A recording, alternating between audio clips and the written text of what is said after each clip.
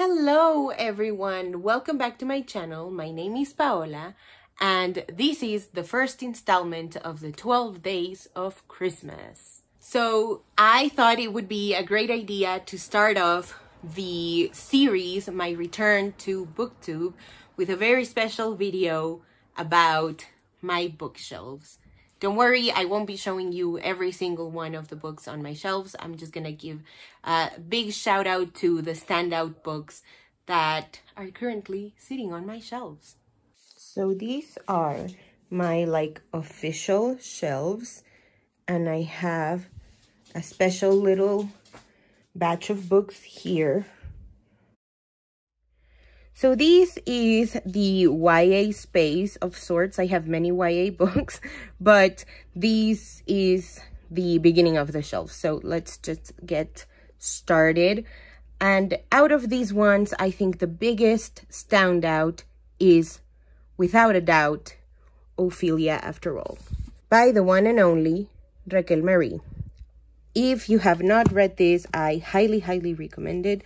This was published by Macmillan, and it is a YA coming-of-age story about a girl. Her name is Ophelia, and she is nosy. She has been notorious for only having crushes on boys, and now she's crushing on a girl. And so it's about that. It's about coming out. It's about the expectations that we have to live up to, or that we think we have to live up to. And it's a really, really lovely story. It made me laugh. It made me cry.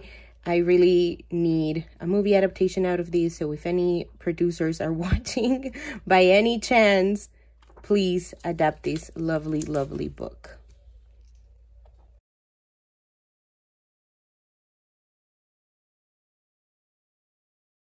Next, we have the mass market paperbacks and the beginning of the pink shelves.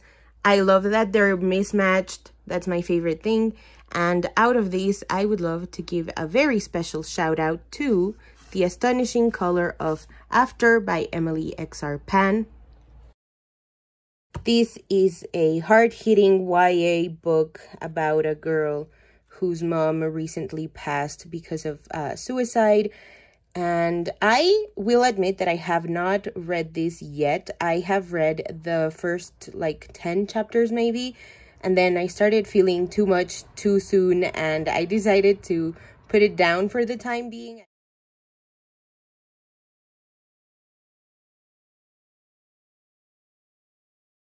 Up in this pink shelf, we also have Como Agua para Chocolate by Laura Esquivel. This is adult, it's historical fiction. It's about two star-crossed lovers. It is set during the Mexican Revolution in Piedras Negras, which is really close to Eagle Pass, if you needed that kind of geographical context. And it's foodie, it's tragic. It is delicious. It'll make you hungry. It'll make you sad. It'll make you feel everything that the main character, Tita, is feeling. The first time I read this book, I was 15 years old, and I have not been able to stop thinking about it. I really cannot get enough of this book. I need to reread it once a year, pretty much. Next up, we have the, I guess, chaotic shelves, because we have YA and self-help here, and we have YA adult, YA adult over here. But I love how they look put together. It's a really weird way to organize my shelves, but it's working. I love the way that it looks. And from here, I would love to give a big, massive, massive shout out to these duology. This is the Tiny Pretty Things and Shiny Broken Pieces duology by Sona Charipotra and Doniel Clayton. And these books changed my life. They reminded me of what it was like to be a teenager and to having that drive to do anything and everything that you can possibly do to accomplish your dream. These are signed editions, which is very, very exciting. Obviously, I would not be able to talk about these books if it weren't for Caitlin. Caitlin very kindly sent both of these books to me from, I think she lives in Minnesota or somewhere north in the USA, and she sent them all the way to Mexico. So thank you, Caitlin. I will cherish these books forever.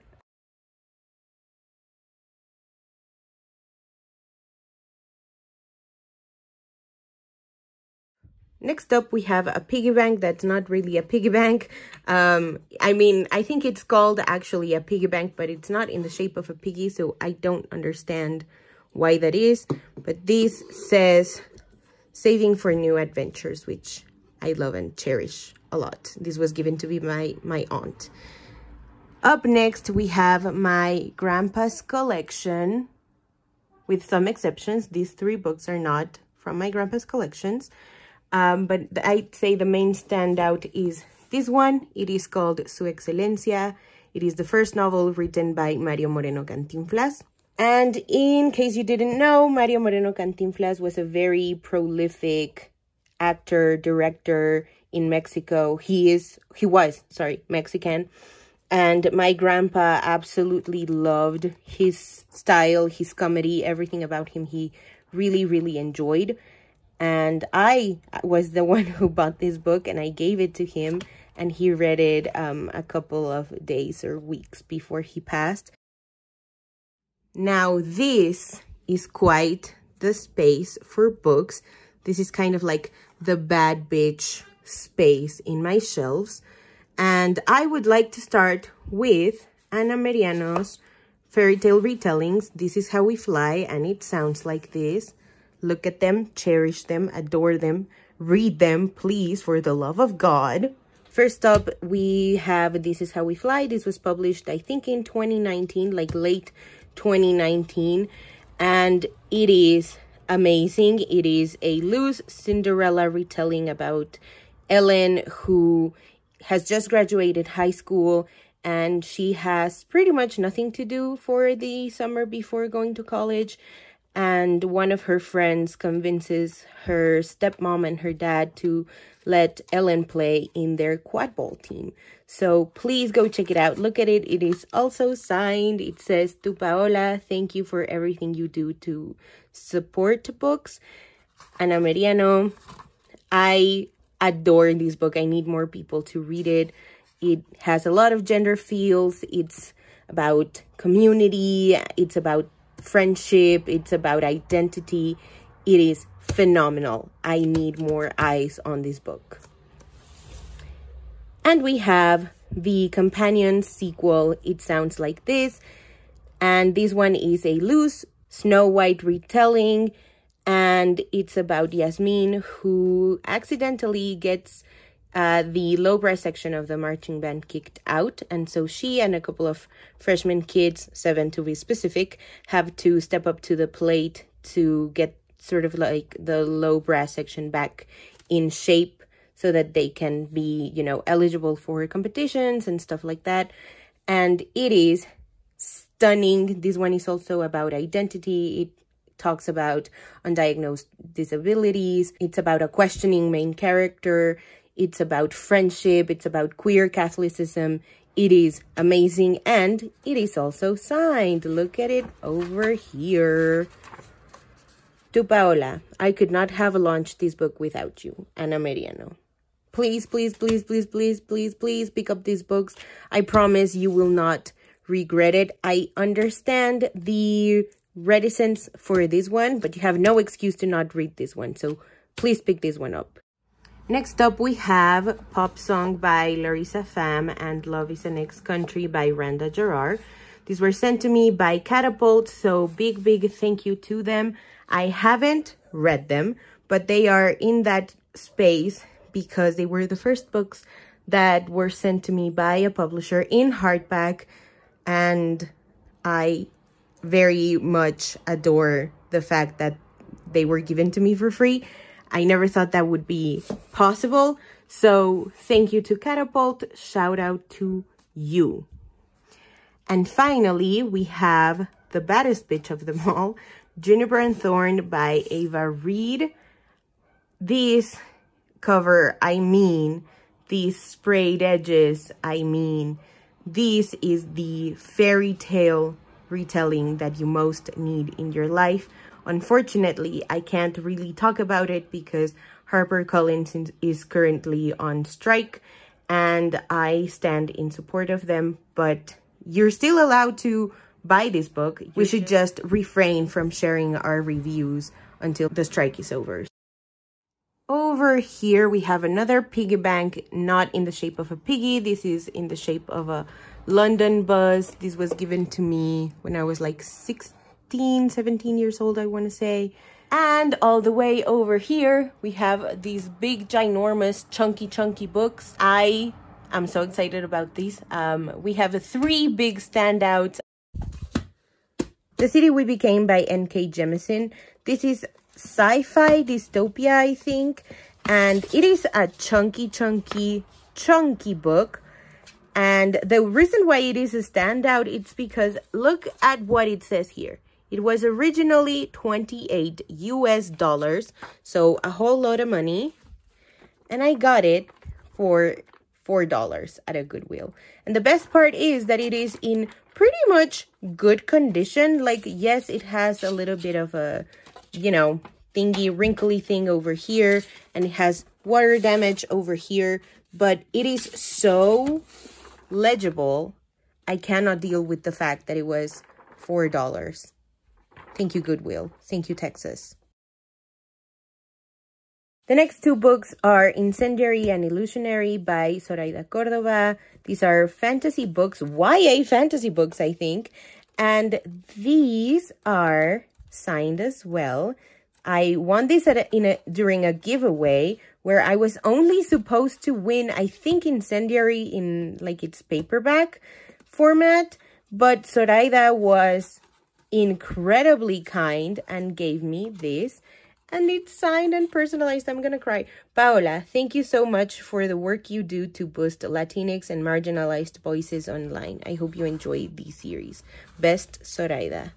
I clearly need to bump it up my TBR. It's just fantasy intimidates me on a whole other level, but I would love to check these out.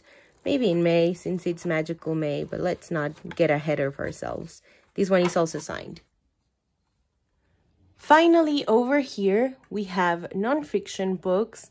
My Little Canada Bear that I got when I was in 5th grade, so many moons ago. And underneath, we have Show Your Work by Austin Kleon.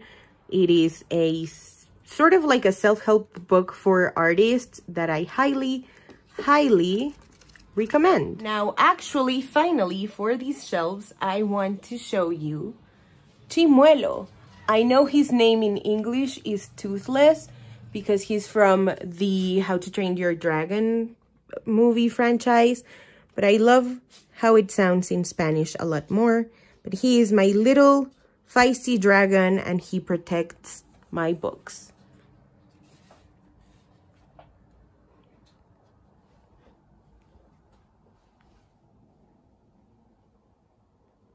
Over here, as you can see, we have a little bit of a gradient thing going on up until that part of the shelf. Special shout out to all of these books. Allow me to rave about them as I should. The Catcher in the Rye by J.D. Salinger. I mean, if you know me, you know that I adore The Catcher in the Rye. Holden Caulfield is my son. And I will hear no slander about him. I know not a lot of people really enjoy this book or could even like stomach it, but it means a whole lot to me. And I'm really happy that I own it in this like legible paperback edition. Frankenstein by Mary Shelley. This copy I got because it was better, like prettier than the one I already owned. But every time I go to the bookstore and I see a special edition, I want to get it. Let me just make a lot of money so that I can afford them. But anyway, Frankenstein is another classic. It is Gothic / sci-fi literature. It is amazing. It's about humanity. It's about the line between heroes and villains. And I need more people to read it. And I think in 2023, but maybe 2024, we have a Kay Ancrum reimagining of Frankenstein. So keep your eyes peeled for that, because Kay Ancrum knows her stuff. La Distancia Entre Nosotros by Reina Grande. This is available also in English. It's just called The Distance Between Us. And I think it was actually originally published in English. So yeah, this is a memoir, and it's about how the author grew up pretty much without her parents because they had to leave to go to the USA to work and be able to provide. And then she also was able to move with her dad, and it's very hard to read.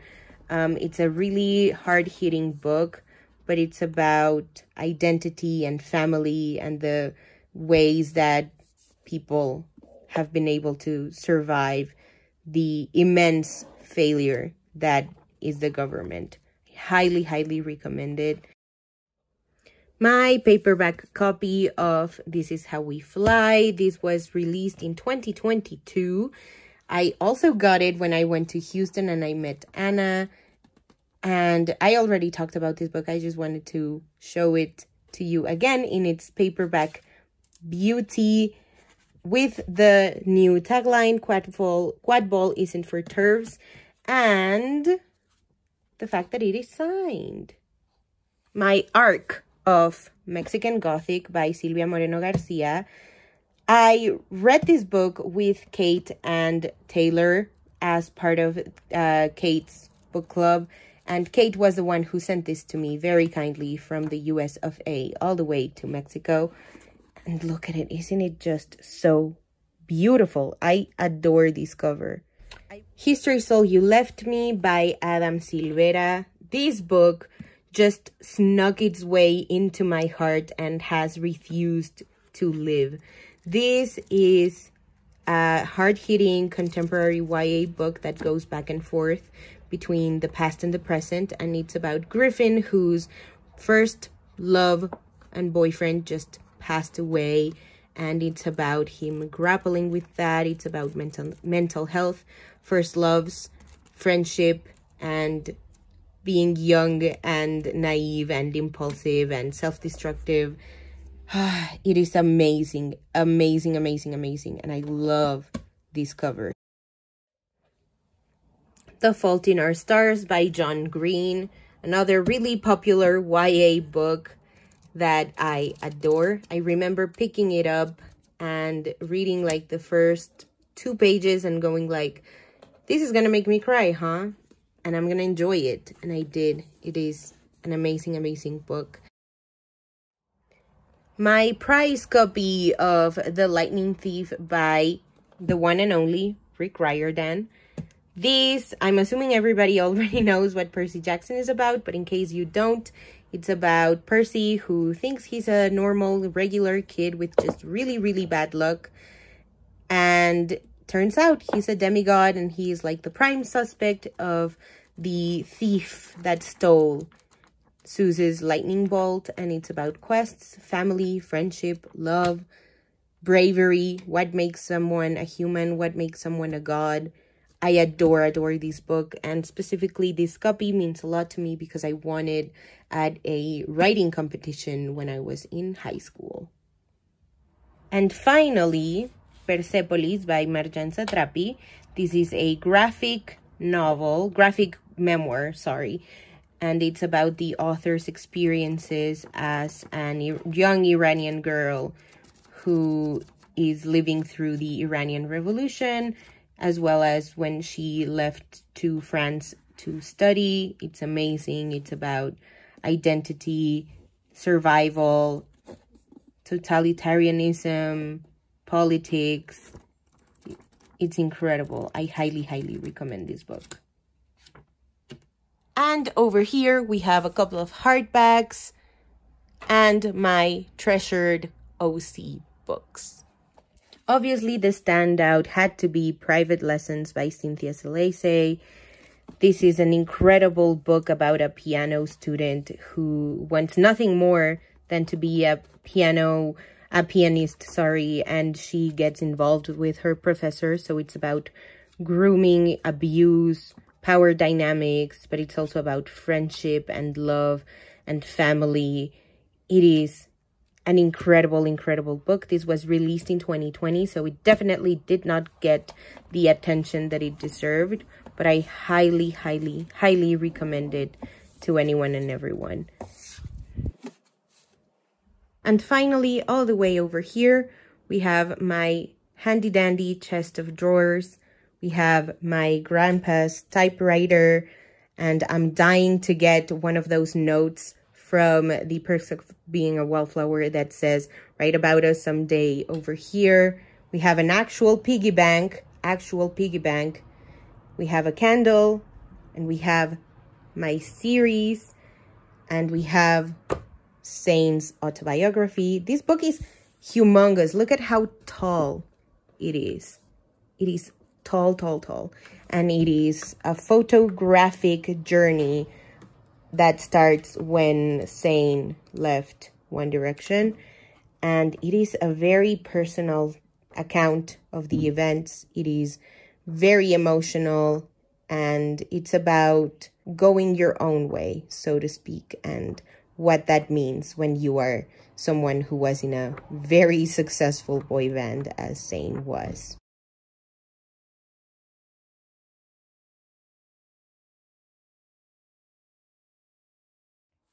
Alrighty, so those were the books on my shelves, the most special ones to me, and I'm so excited that this is my filming space now. I've been dying to have a bookshelf behind me as a filming space for a really, really long time, and I'm very, very excited that I finally have them. So I hope you enjoyed this first installment of the 12 Days of Christmas. Let me know in the comments below what your favorite book of the collection was, if you've read any of them, if you want me to read any of the books that I didn't get to show you, let me know so that I can bump it up my TBR. And thank you so much for watching. It means the world to me that you're still here. I hope to see you in the next installments of the 12 Days of Christmas. Bye!